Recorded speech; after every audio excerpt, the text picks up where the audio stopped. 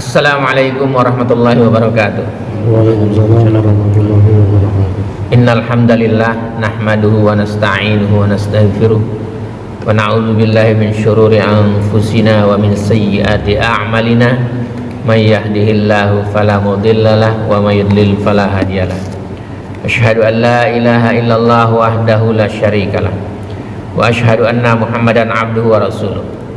Allahumma salli wa sallim ala Muhammadin wa ala alihi wa sahbihi ajma'in, amma ba'd. Ya ayyuhalladzina amanu taqullaha haqqa tuqatih wa la tamutunna illa wa antum muslimun. Ya ayyuhan nasu taqu rabbakumul ladzi khalaqakum min nafsin wahidah wa khalaqa minha zawjaha wa batta minhuma rijalan katsiran wa nisaa'a wattaqullaha alladzi tasaaluna bihi wal arham innallaha kana 'alaikum raqiba. Ya ayyuhalladzina amanu taqullaha wa qulu qawlan sadida yuslih lakum a'malakum wa yaghfir lakum dzunubakum wa may yuti'illaha wa rasulahu faqad faza fawzan 'azima. Alhamdulillahirabbil alamin. Pagi ini kita masih diberi kesempatan oleh Allah Subhanahu wa taala untuk dapat menunaikan salat subuh secara berjamaah. Kemudian kita lanjutkan dengan mentadaburi ayat-ayatnya dan mengkaji hadis Rasulullah sallallahu alaihi wasallam yang hanya kepadanya lah kita berharap ridhonya, agar kita dan keluarga kita dijadikan oleh Allah Subhanahu wa taala ahlul Quran dan ahlul jannah. Salawat serta salam semoga tercurah kepada Rasulullah sallallahu alaihi wasallam, Muhammad bin Abdullah beserta keluarganya, para sahabatnya serta pengikutnya yang senantiasa menegakkan sunnah-sunnah Rasulullah sallallahu alaihi wasallam hingga akhir kiamat kelak. Mari sama-sama kita buka dengan bacaan basmalah. Bismillahirrahmanirrahim. Ya. Setelah Madinah pada masa pradinasti Turki Utsmani itu ya, itu pada masa kelemahan dinasti Abbasiyah itu ada upaya mencuri jasad Rasulullah sallallahu alaihi wasallam. Kalau ditanya tuh, kalau jasadnya orang biasa nih, orang biasa, ada tuh orang yang biasa kalau dikubur gitu, mau diambil jasadnya, apa yang dia dapatkan? Tulang belulang ya gitu. Kenapa sih sampai orang di luar Islam saja meyakini Rasulullah itu jasadnya utuh gitu ya, jasadnya utuh? Jangankan Rasul, orang-orang yang beriman dengan benar saja, dengan benar itu utuh. Iya, ada merbot masjid udah puluhan tahun, jasadnya masih utuh, ada nggak? Ada. Padahal dia seorang merbot. Jadi bukan status sosialnya, tapi kebenaran dirinya, jiwanya itu. Ya mudah-mudahan kita termasuk yang nanti jasadnya utuh ya. Makanya kita berdoa kepada Allah Subhanahu wa taala ya. Pada masa kelemahan dinasti Al-Abbasiyah, beragamnya negara-negara Islam ya, beranekanya kebangsaan-kebangsaan dan persaingan-persaingan serta keterkaitannya dan serbuan orang-orang Kristen ke beberapa negara Islam pada waktu itu ya gitu. Di era kekacau balauan, era kacau balau itu. Jadi kalau sekarang umpamanya ada era kacau balau, ya sudah ada contohnya gitu. Ada contohnya ya. Pada tahun 557 Hijriah atau kalau tahun Masehinya miladiah, kita sekarang tahun berapa nih? 2022 ya. Dulu 1164. Tahun 1164, 900 tahun yang lalu gitu ya, 900 tahun yang lalu ya. Jadi orang-orang Kristen itu sepakat untuk memindahkan jasad Rasulullah sallallahu alaihi wasallam yang mulia dari kuburnya. Untuk itu mereka mengirim 2 orang itu dari kalangan mereka sendiri ya, dari kalangan mereka untuk memasuki kota suci Madinah dengan mengenakan busana orang-orang Maroko. Kamu ngelihat orang-orang Maroko pakaiannya kayak bagaimana? Yang suka dipakai si Arif tuh, jubahnya yang dipakai si Arif itu orang Maroko. Pakainya kayak begitu. Iya, gitu. Nanti beli juga. beli juga yang kayak gitu-gitu ya. Dan kedua orang yang diutus itu memproklamirkan diri, ya, mendakwakan dirinya sebagai warga Andalusia. Dia bilangnya dia warga Andalusia, ya. Keduanya menginap di tempat yang bersebelahan dengan kamar yang mulia Nabi Shallallahu Alaihi Wasallam dari arah kiblat. Kan kiblatnya kalau kita ke barat nih, kalau di sana kiblatnya di selatan, dari arah selatan, ya. Di luar Masjid Nabawi, di dekat rumah keluarga Umar yang dikenal dengan Diyar al-Ashraf. Tempat itu telah digusur, ya. Ketika dilakukan perluasan di sekitar Masjid Nabi pada saat pelaksanaan perluasan di era Saudi itu, Al-Asnawi mengatakan bahwa kedua orang itu menginap di suatu serambi di dekat kamar Nabi Shallallahu Alaihi Wasallam. Kedua orang itu menampakkan diri sebagai orang yang soleh, ya. Padahal ini orang yang biadab itu, ya kan. Jadi ada nggak kalau orang yang menampakkan orang soleh, udah pakai pakaiannya itu, ya, gitu, nggak taunya biadab. Jadi mata-mata. Gitu ya, gitu. Jadi kayak orang bersoleh, orang takwa betul gitu, ya kan. Ini sekarang enggak nih, entar kalau bulan Ramadan lagi udah kayak orang soleh gitu ya. Kemudian padahal orang Kristen, dia sholat itu. Kalau mau berbuat jahat itu, ya, penjahat itu sholat itu. Yang nggak biasa pakai peci kayak begini nih, kalau di sidang, kalau udah ketahuan korupsinya, pakai peci dia, ya kan, pakai topi haji lagi, kalau padahal mah bukan topi haji, itu topi yang putih saja gitu, ya, gitu. Padahal penjahat itu, ya. Dulunya soalnya ada itu, ya. Dan dia sering juga orang ini menziarahi di kuburan Baqi, ya. Jadi ini orang yang berziarah kuburan Baqi gitu, orang-orang soleh gitu. Ini penampilan kedua orang itu secara lahiriahnya dilihat kayak begitu, ya. Kemudian secara sembunyi-sembunyi dia gali itu terowongan, itu digali sama dia, ya. Dan dibawanya tanah itu ke Baqi dengan kantong kulit itu supaya enggak ketahuan, ya. Ini orang itu, ya. Mengangkut tanah hasil galian itu sedikit demi sedikit, ya. Terkadang dibuangnya di sebuah sumur yang ada di serambi tempat mereka menginap. Dan kadangkala mereka angkut tanah itu ke dalam sebuah tas kulit dan mengelabui masyarakat, seolah-olah keduanya sedang berziarah ke kuburan Baqi. Ini orang itu, ya. Kemudian setelah mau berhasil gitu, ya, udah beberapa waktu hingga mereka mengira bahwa pekerjaan itu hampir mencapai target dan sudah sampai di dekat kubur Nabi. Ketika itulah kedua penjahat itu mulai berpikir tentang bagaimana cara bawa jasad Rasulullah Sallallahu Alaihi Wasallam. Dia mulai berpikir lagi itu, ya. Dia bingung juga gitu, ya. Dan bahwa pekerjaan itu sudah hampir berhasil. Dia nggak tahu bahwa Allah mengawasi seluruh makhluk hidup, apalagi Allah akan mengawasi kekasihnya yang tercinta. Itu kan kekasih Allah yang paling dicintai, Rasulullah, betul gak? Dibandingkan makhluk-makhluk lain, gak mungkin didiamkan sama Allah. Maka pada saat itu Sultan Nuruddin Mahmud bin Zanki bermimpi melihat Nabi Shallallahu Alaihi Wasallam. Padahal Sultan itu tinggalnya di mana? Di negeri Syam. Kalau sekarang Syria yang lagi kacau balau itu, jauh. Diberikan mimpi oleh Rasulullah Sallallahu Alaihi Wasallam, gitu. Dikasih tahu, nih yang akan mengambil jasadku. Dikasih tahu rambutnya pirang, ini orangnya gitu. Dua orang itu ditunjuk sama Nabi, ya. Maka terbangunlah Sultan Mahmud dalam keadaan gelisah. Kenapa? Mimpi Nabi. Saya yang di Madinah hampir enggak setiap hari sih. Kalau sepekan 3-4 kali ke Raudhah itu dulu itu nggak mimpi-mimpi juga, padahal jam 3 masih tidur juga. Mau sholat subuh kan jam 3 udah masuk ke masjid.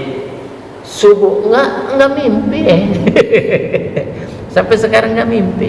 Sultan Nuruddin yang jauh dikasih mimpi oleh Allah, ya, mimpi Nabi, ya. Maka terbangunlah Sultan Mahmud dalam keadaan gelisah. Lalu beliau menunaikan sholat. Setelah itu dia sholat, kemudian dia tidur lagi. Begitulah kalau dia orang soleh itu, ya. Ya. Tapi beliau melihat situasi yang sama dalam mimpi sampai berulang 3 kali. 3 kali diimpi itu sama Nabi, sama Allah, ya, bahwa Nabi datang tuh. Mimpi yang sama. Ketika beliau terbangun untuk yang ketiga kalinya, ini Sultan, ya, Sultan Mahmud, Sultan Nuruddin Mahmud itu bin Zarki, ketiga kalinya, gitu.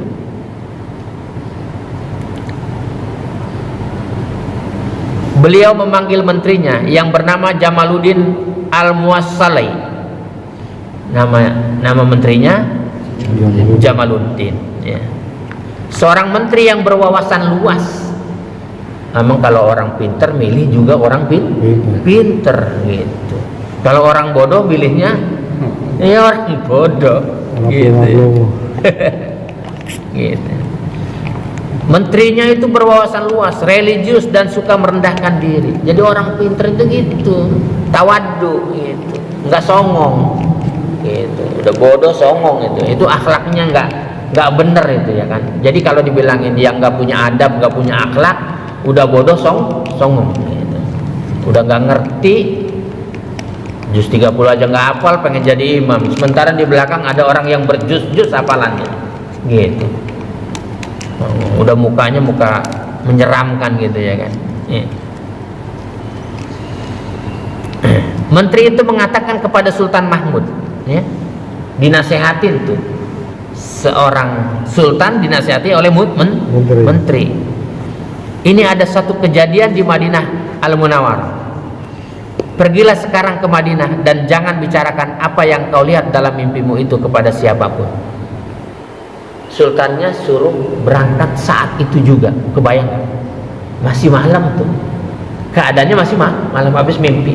Dipanggil tuh menterinya, kata menterinya berangkat, gitu. Di malam itu Sultan Mahmud menghabiskan waktu malam yang tersisa itu untuk menyiapkan diri. Menjelang subuh itu menyiapkan diri, dan keesokan paginya beliau berangkat menunggang kendaraan dalam iringan hewan-hewan tunggangan bersama 20 orang lelaki dan disertai Menteri Jamaluddin. Menterinya ikut juga tuh, ya, serta membawa perbekalan dan harta yang banyak. Majduddin Al-Matari mengatakan bahwa Sultan Mahmud membawa serta 1000 ekor hewan tunggangan, ya, sebagai kendaraan dan diikuti oleh kuda-kuda dan lain sebagainya. Beliau menempuh jarak dari negeri Syam tuh, ya, dari negeri Syam, Syria. Iya, dari Syria. Kalau sekarang dari Syria ke Madinah kalau naik pesawat sebentar aja. Tapi dia menunggang kuda. Lamanya berapa hari? 16 hari. Kira-kira dari sini kemana kalau 16 hari? Kalau naik kuda? Surabaya kan? Sampai ya? Ketika Sultan itu sudah tiba di Madinah, yang pertama kali dia sholat di mana? Di Raudhah. Tahu, pintar ini kan. Nah, jadi kita juga begitu. Nanti sampai Madinah kita sholatnya di mana? Di Raudhah. Lalu menziarahi kubur Rasulullah SAW. Kemudian duduk termenung, tidak tahu apa yang harus beliau lakukan. Sultannya juga bingung apa yang harus dilakukan, gitu, ya. Ketika itu Menteri Jamaluddin bertanya kepadanya, apakah engkau kenal kedua orang itu jika engkau melihatnya? Kamu kenal nggak orang yang dimimpikan itu kalau kamu lihat? Kata sultannya, kenal lah, orang dikasih tahu sama Nabi, orangnya dikasih tahu sama Nabi, ya, gitu. Kenal lah, gitu, ya. Sultan Mahmud membawa harta untuk disedekahkan, ya, dia bawa tuh harta. Kemudian dipanggilnya tuh orang-orang Madinah untuk diberikan sodako. Semua orang datang semua. Kemudian Sultan Mahmud ini, ya Sultan Mahmud ngeliatin satu persatu orangnya, kok nggak ada gini orang yang apa namanya, yang pinta itu, yang dalam mimpi. Kemudian ditanya, ya, maka Sultan Mahmud berkata, apakah ada di antara kalian orang yang belum mendapatkan sodako dari saya, ya, mengambil jatahnya? Kan semua dapat jatah tuh, semua dapat jatah. Mereka menjawab, sudah nggak ada, sudah dapat semua, kecuali 2 orang itu tuh, katanya. Ada 2 orang itu tuh yang bukan warga Madinah, gitu. Nggak ada, kecuali warga Maroko itu, ya. Keduanya tidak mengambil sedikit pun. Keduanya adalah orang-orang yang soleh. Itu orang soleh, dia nggak mau gitu. Gaya aja. Ya penjahat. Ibaratnya apa tuh? Kucing berbulu apa? Domba berbulu serigala. Serigala itu orang gitu ya. Jadi hati-hati, ya kan? Hati-hati. Apa? Serigala berbulu domba, terbalik kali ya itu. Gitu. Sultan Mahmud berkata, serahkanlah urusan mereka berdua kepadaku. Panggil dia, kata Sultan Mahmud. Panggil dia, datangkan kedua orang itu. Tiba-tiba ternyata keduanya adalah 2 orang yang ditunjuk oleh Rasulullah SAW. Kata Sultan Mahmud, ini benar, merinding kita ceritanya, ya. Benar. Begitulah Rasul bisa memberikan petunjuknya walaupun beliau sudah wafat. Apalagi dia sudah wariskan kepada kita petunjuknya, Al-Quran dan sunnah-sunnahnya. Maka jangan coba-coba kalian kita ngomong itu cuma sunnah doang. Jangan coba-coba. Jangan berharap aja dia dapat syafaat kalau udah ngomong gitu, melecehkan Rasulullah SAW. Kemudian ditanya tuh orang itu sama Sultan Mahmud, dari mana kalian berdua berasal? Keduanya menjawab, kami sesungguhnya berasal dari Maroko. Kami datang menunaikan ibadah haji dan tahun ini kami pilih untuk berada dekat dengan tempat ini. Ketika ditanya lebih jauh, keduanya tetap mempertahankan ucapannya. Lalu Sultan Mahmud meninggalkan kedua orang itu dalam keadaan dijaga oleh para pengawalnya. Jaga tuh, ya, jaga nih, jangan kemana-mana nih orang ini, ya.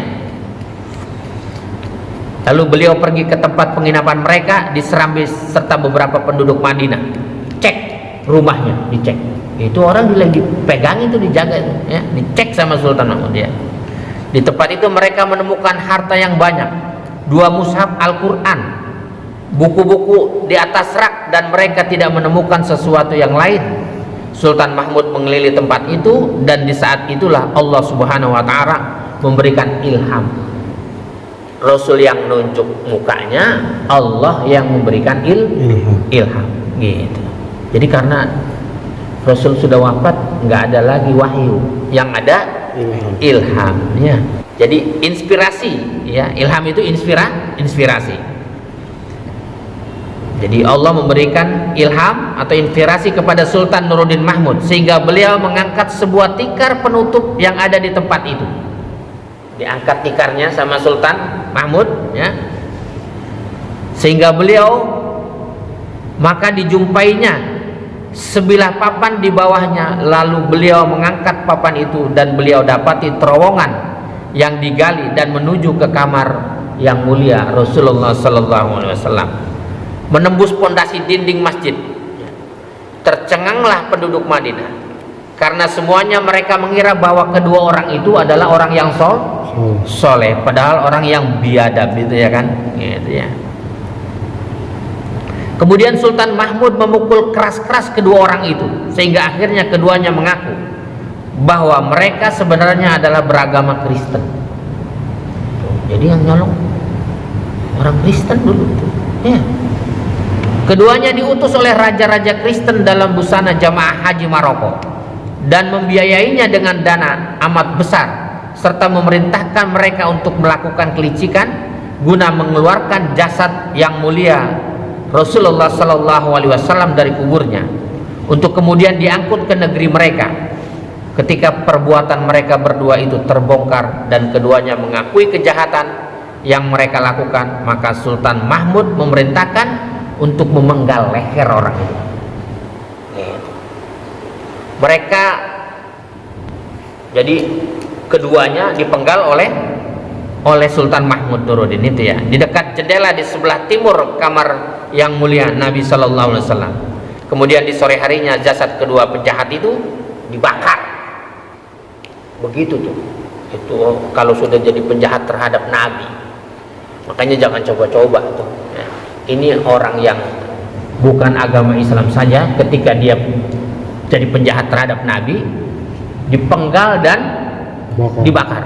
Apalagi kau ngaku umat Islam gitu, jadi penjahat, penjahatnya kamu menipu hadis-hadis Rasulullah, melecehkan hadis-hadis Rasulullah, orang itu sebaiknya dipenggal dan dibakar. Mudah-mudahan kita termasuk orang-orang yang diberikan oleh Allah Subhanahu wa taala kekuatan menjaga ajaran-ajaran Allah dan Rasulnya, ya, melalui firman-firmannya dan mengikuti petunjuk-petunjuk Rasulullah Sallallahu Alaihi Wasallam. Dan insya Allah kita berdoa kepada Allah agar kita dimudahkan untuk selalu menjarahi yang mulia Rasulullah Sallallahu Alaihi Wasallam. Sebagaimana sabdanya, "Man zara kubri wajabat lahu syafaati." Barang siapa yang mendatangi kuburku, menziarahi kuburku, dia berhak mendapat syafaat dariku, kata Rasulullah Sallallahu Alaihi Wasallam. Dan mudah-mudahan kita selalu menziarahi yang mulia Rasulullah Sallallahu Alaihi Wasallam, dan Allah mudahkan dengan rezeki kita ya. Kemudian Allah berikan keberkahan kepada keluarga kita, dan Allah masukkan kita dan keluarga kita ke dalam surga Aden yang mengalir di bawahnya sungai-sungai. Subhanakallahumma rabbana wa bihamdika asyhadu an la ilaha illa anta astaghfiruka wa atubu ilaik.